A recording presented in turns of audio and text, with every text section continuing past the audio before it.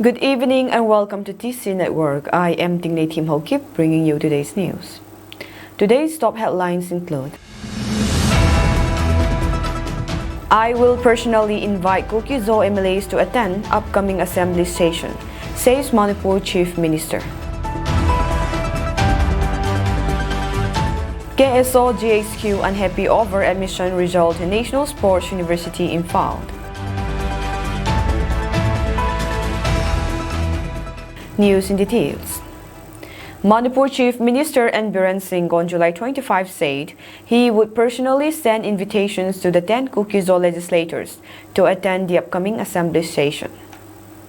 Talking to reporters, Singh said he will personally extend the invitations as well as through the assembly. The Kuki-Zo MLAs should join us and we are ready to cooperate. Singh's remark comes ahead of the 6th session of the Manipur Legislative Assembly scheduled for July 31 to August 6. The 10 Kuki MLAs, including 2 ministers, did not attend the last 2 sessions due to the ongoing ethnic violence in the state. The 5th session was held from February 28 to March 5, and the 4th session on August 29 last year was adjourned after just 11 minutes, with none of the Kuki-Zo MLAs in attendance. Singh also mentioned about his upcoming trip to Delhi, where he plans to meet Prime Minister Narendra Modi. My visit to Delhi is for the NITI Aayog meeting. Following this, there will be a Chief Minister conclave where we will discuss various issues. I will address the current situation in the state and seek immediate solutions to the ongoing crisis. I am optimistic that positive outcomes will result, Singh said before departing for the national capital. Regarding the incident of Arzon in Jirebam district on Wednesday night, Singh said, I have conducted investigations and spoken with leaders from both communities. There is no indication of involvement from either community. Police are actively pursuing the perpetrators. This seems to be the work of people seeking to perpetuate violence. Unidentified people set ablaze an abandoned house at Boro Bekra in Jirebam district on Wednesday night, police said. The house was abandoned by its owner after violence broke out in the district, they added. The Kuki Students' Organization General Headquarters issued a press statement regarding dissatisfaction over admission results of National Sports University Imphal, NSUI. In its press statement, the KSO General Headquarters said it is not surprised to witness once again the ongoing deprivation of tribal rights in the state of Manipur by the Biren-led government. The recent declaration of admission results at the National Sports University Imphal has blatantly disregarded the Central Educational Institutions Reservation in Admission Amendment Bill 2012. This bill passed by the Rajya Sabha on April 27, 2012 and the Lok Sabha on May 16, 2012 and assented to as Act No. 31 of 2012 on June 19, 2012 reserves 2% for SC, 31% for ST and 17% for OBC. However, the admission results allocated 15% for SC, 7.5% for ST and 27% for OBC, thus violating the prescribed reservation norms as per the admission notification and results declaration of NSUI. Such systematic deprivation of tribal educational rights by manipulating their rightful share of reservations for entry into central universities is not an isolated incident. The release further said that tribal students have experienced such manipulations in admissions, job recruitments, service promotions, and other areas. For example, in 2016, the Academic Council of Manipur University disregarded the Central Educational Institutions Reservation in Admission Amendment Act 2012, opting instead to follow the CEI 2006 Act, Reservation in Admission for admissions, that is, 7.5% for ST, 15% for SC, and 27% for OBC. This biased approach by the Academic Council, predominantly composed of Meitei professors, sparked strong protests by tribal students under the banner of the All Tribe Students Union Manipur ATSUM, leading to a mass exodus of tribal students from the university campus. Despite repeated appeals by ATSUM to the Manipur University authorities for implementing the CEI Amendment Act 2012, the Academic Council, favoring a particular community, remained steadfast in following the CEI 2006 Act. It was only after the High Court of Manipur and later the Supreme Court validated the Central Educational Institutions Reservation in Admission Amendment Act 2012 for implementation in Manipur Central Institutes that Manipur University adjusted the reservation quotas for admissions. The KSO and the Kuki people are wary of the continued discrimination under the Meitei-led Manipur state government against tribal. We have tirelessly fought for justice, including equal distribution of development funds between the hills and the valley, protection of tribal reservations in admission, job recruitments, service promotions, filling of tribal backlog seats in government, healthcare, education, and other areas. The Kuki Students' Organization General Headquarters had enough bitter experiences and beliefs that justice will never be delivered under this incumbent government administration. KSO wishes a positive outcome to all the Naga Students Association Manipur in their efforts to rectify the recently declared admission results as a national sports university in Phald, added the release. The Kuki Chief Union Kangchup KCUK has released an urgent notice asking all the Kuki Zo inhabitants of Kangchup area to return to their homes and habitats on or before 31st of July 2024. As per Resolution Number 2 of the Kangchup Area General Meeting on the 20th of July 2024, KCUK has released a calling note to all the Kuki Zo people residing in the Kangchup area to return back to their places before the 31st of July 2024. If anyone fails to comply by this calling order, he will be deprived of his rights over his homes, fields, and other properties. Inhabitants of Kangchup area taking shelter in Kangoi area, Lamka area, and other states who left their homes due to the ongoing ethnic clashes in the state are asked to give importance to this calling order by the KCUK. The KCUK also asked the humble assistance of various organizations like ITLF Kotu, Kuki in Chorachandpur, Kuki in Sadar Hills, urging them to send back our people residing in their own jurisdiction. This notice or calling letter is also sent to Indigenous Tribal Leaders Forum, Kuki in Chorachandpur Songpi, Kuki in Sadar Hills, and Committee on Tribal Unity, and is signed by Jamson Lotjam Secretary KCUK and Seithang Kipgan Chairman KCUK. The District Administration Chorachandpur today distributes non-food items relief materials to the IDPs settling in relief camps in Lamka and its surrounding areas. The relief items distributed today by the district administration includes the following: mattress 149, bedsheet 566, blanket 46, pillow and cover 523, mosquito net 449, bathtub 74, e-lamp 297, thermoflask 207, and storage box 586 respectively. These relief items were distributed in 48 relief camps located within and near Lamka town. Zomi Students Federation General Headquarters, in its press release dated the 25th of July 2024, says that the careless use of social media platform can lead to the developing of communal feeling, further leading to communal tension and creating confusion among the public. In regards to these serious matters, the ZSF General Headquarters, in its press release, had banned the use of social media account by high school students. The ZSF General Headquarters asks parents and school faculties to take stern actions upon their children and students and prohibit them from holding social media accounts.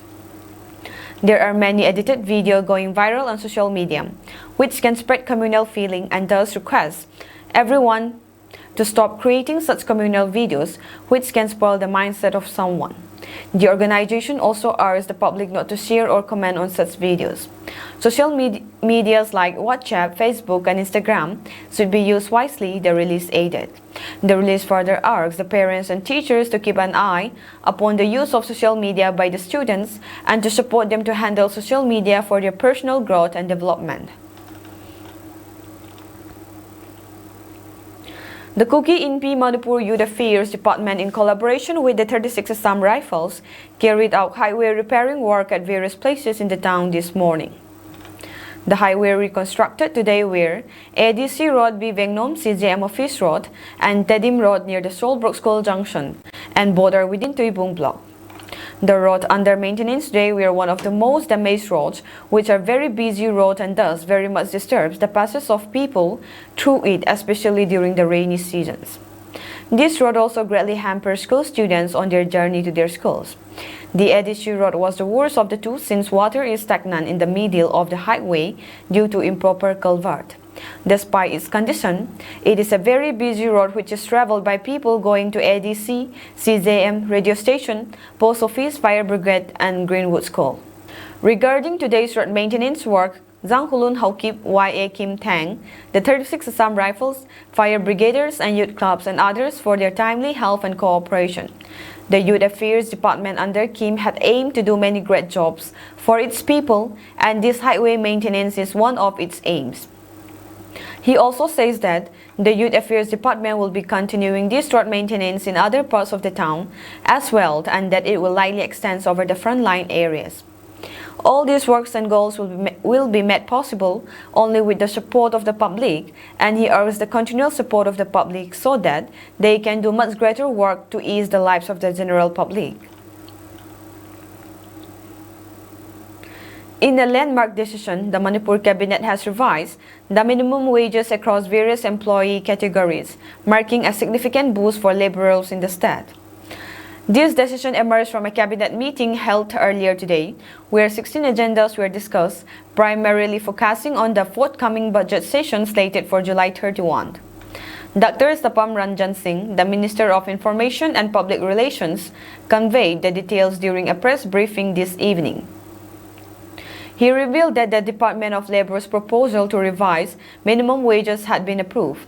According to the Cabinet's decision, the daily wages for unskilled laborers have been increased from Rs 225 to Rs 400.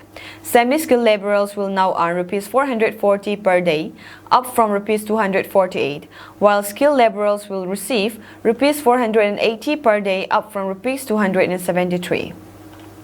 Additionally, the wages for managers, principals, and vice principals have been elevated to Rs 590 per day from Rs 333.33. The revisions also extend to other categories, with local authority employees' daily wages rising from Rs 255 to Rs 450. Part-time sweepers will now earn Rs 420 per day compared to the previous Rs 240. And domestic part-time workers' hourly wages have been increased from Rs 30 to Rs 53. Dr. Ranjan also announced the approval of a second phase compensatory crop package for farmers affected by the ongoing crisis. Approximately 2,072 farmers will benefit from the Rs 13.30 crore allocated for this phase. The first phase has seen a disbursement of Rs 18.91 crore. Furthermore, the Cabinet has sanctioned the recruitment of Public Finance Management System experts under the Directorate of Treasury and Accounts to enhance the system's efficiency. An increment in the allowance for retired Chief Justice of the High Court was also approved. In response to a formal request from the government of Manipur, the Ministry of Home Affairs has authorized the disbursement of Rs 5 crore for the procurement of rice intended for displaced individuals in the state. The allocation was confirmed through an office memorandum issued on July 18, 2024. Under Secretary Prem Parkas issued the memorandum detailing the request from the Mizoram government for provision to support approximately 45,000 displaced persons affected by natural disasters, social upheavals, and political disturbances. This funding aims to mitigate the hardships faced by these vulnerable populations.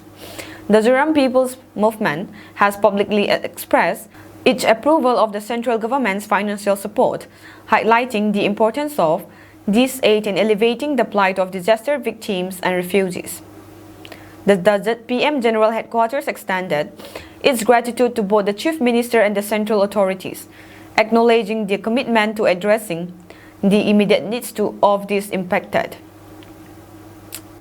In their press release, the JETPM emphasized the Mizoram government's dedication to supporting disaster victims and refugees and expressed pride in the collaborative efforts of both states and central government to provide timely assistance.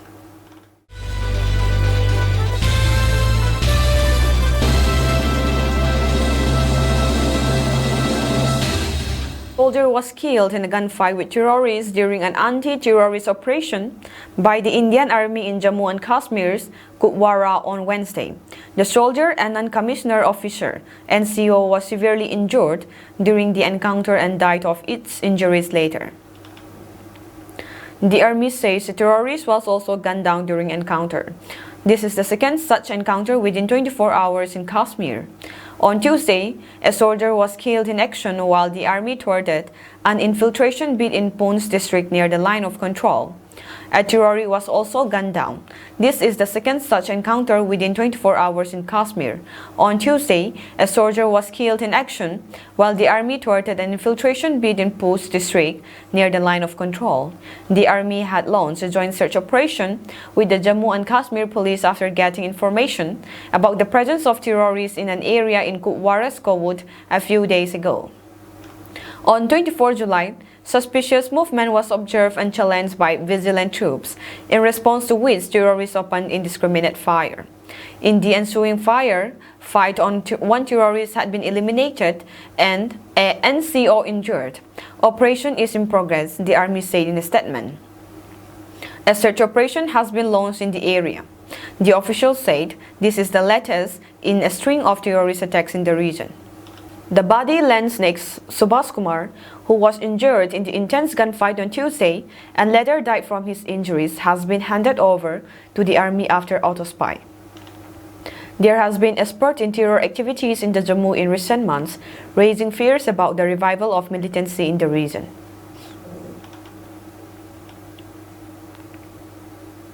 India's government is weighing options to ease investment restrictions on some Chinese firms. An official familiar with the matter said a move that could help the South Asian nation boost its domestic manufacturing.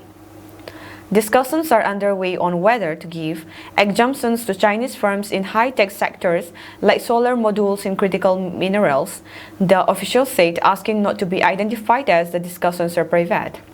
The Ministry of Commerce and Industry and other security-related departments are examining the issue, the official said, adding that a final call on the issue hasn't been taken yet.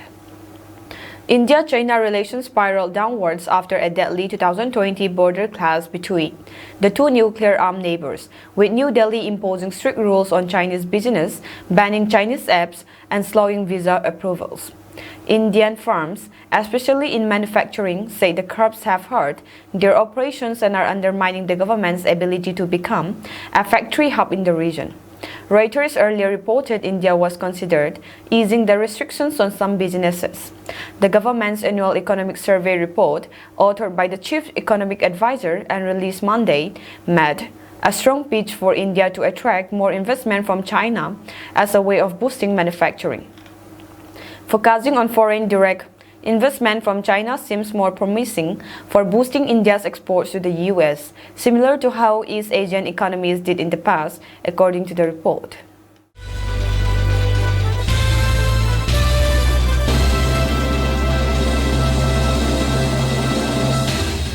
In a massive blow to Myanmar's junta regime, 317 junta soldiers were from Lasio strategic post surrendered to MNDAA, Myanmar National Democratic Alliance Army, in Lasio town of Northern San State on 21 July 2024.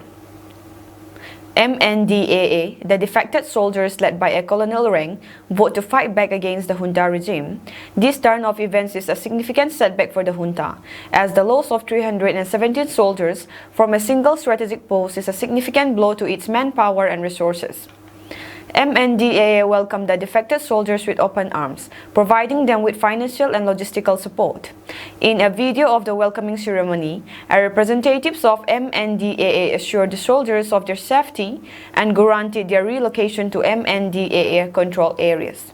The representative also emphasized the importance of unity and cooperation in ousting the junta regime from power.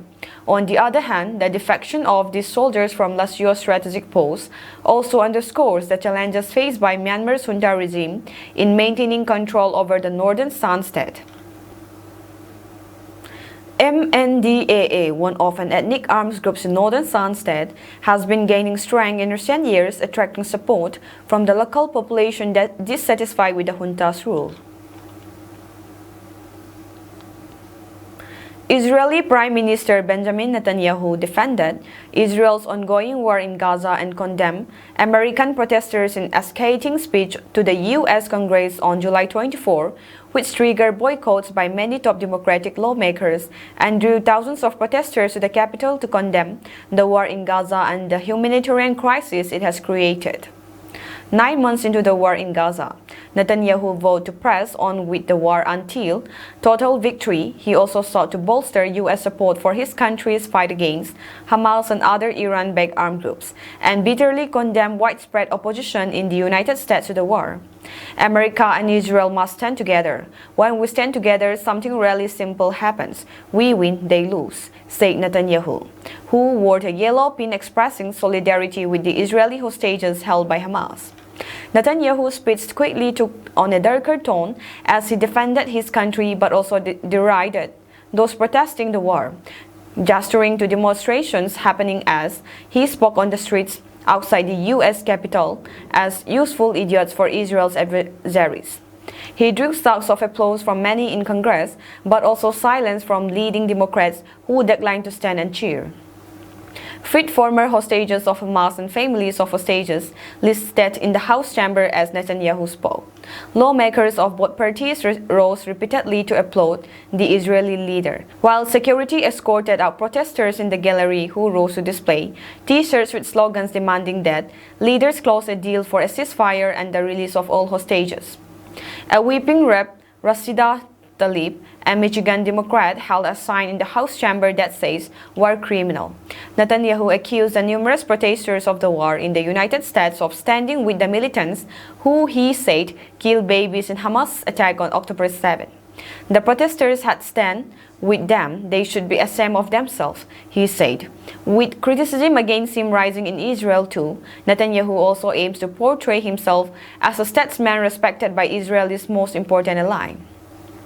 That task is complicated by Americans' increasingly divided views on Israel and the war, which has emerged as a key issue in the U.S. presidential election. Tall steel barrier ringed the Capitol Wednesday, and police deployed pepper spray as thousands of protesters rallied near the Capitol, denouncing Netanyahu as a war criminal and calling for a ceasefire. Netanyahu received a warm welcome from House Speaker Mike Johnson and other Republican lawmakers who arranged his speech in the House chamber. Today and every day, America must stand shoulder to shoulder with Israel, Johnson said shortly before Netanyahu began speaking. He received a bipartisan standing ovation. Noah Argamani, an Israeli hostage who was freed in a rescue mission in Gaza, was in attendance. The appearance makes Netanyahu the first foreign leader to address a joint meeting of Congress 4 times, surpassing Winston Churchill. Local residents are welcoming comrades of Taang National Liberation Army (TNLA) and People Defense Force Mandalay in northern Mandalay region, as the Mogok Tang has been fully captured from the junta regime forces following the town's eastern military base was seized by TNLA yesterday in Mandalay region, central Myanmar. The Mogok Tang, located in the Mandalay region, has become the latest battleground for the ongoing conflict in Myanmar. The Taang National Liberation Army, an ethnic armed group, and PDF Mandalay have managed to seize the town's eastern military base from junta regime forces, marking a significant victory. The capture of the Mogok Tang by the TNLA and local PDF comes after nearly a month of intense fighting against the junta regime forces. The offensive was launched on June 25 when the two groups targeted the western part of the town. Since then, the resistance fighters have steadily gained control and pushed the junta regime forces back. The people of Mogok Tang have expressed their joy at the liberation from the junta regime forces, and welcoming of TNLA comrades is a sign of their appreciation for the effort and sacrifice made by the resistance fighters. The removal of junta forces from the town has brought a sense of relief and hope for a better future too. The victory of the TNLA and PDF in capturing Mogokdang not only to boost their morale but also sends a strong message to other towns in Myanmar. With the Mogokdang now under control, the list of towns controlled by PDF and ethnic armed groups continues to grow. This demonstrates the increasing coordination among various resistance groups and the determination of the people of Myanmar to free themselves from the clutches of the junta regime. Getting thrown into the ocean by a massive humpback whale that comes crashing down onto your boat is no walk in the park, according to the fishermen who have become world famous for their extremely close encounter of New Hampshire on Tuesday. "You are basically trying to survive," said Ryland Kenney, one of the fishermen who was dumped into the Atlantic by the whale. "It's something that happens so quickly." The incident involving Kenney and Greg Paquette was caught on amazing video, filmed from a nearby boat near Oderney's Point State Peak just south of Portsmouth. Their boat was hit by the whale, capsized. They were thrown out into the water, another boater said, in making Mayday call to the Coast Guard, made about 7:45 a.m. While no one was hurt, including the whale, according to the U.S. Coast Guard, it was still a dangerous situation. "The water temperature was 55 degrees, so when I dropped in, it was really hard for me to catch my breath," Kenney said. "I wasn't scared at that point, it was the shock of the water. It happened with no warning," according to Paquette. "Next thing we know, he just popped out and landed on the transom of our boat." Brothers Colin and Wyatt Yeager ended up rescuing them. They showed the whole thing happened from their boat nearby. "They were kind of laughing about it. They were in shock, but they were in good spirits. They weren't completely freaked out," said Wyatt, 19, Colin, 16, said he was enjoying the moment watching poogies fly out of the water, looking for stripes to catch and hoping to get a video of the whale breaching. "I fish a lot, maybe like 5 times a week, and I have never seen anything like that," he said. Colin's video shows the moment the whale hit the neighboring boat.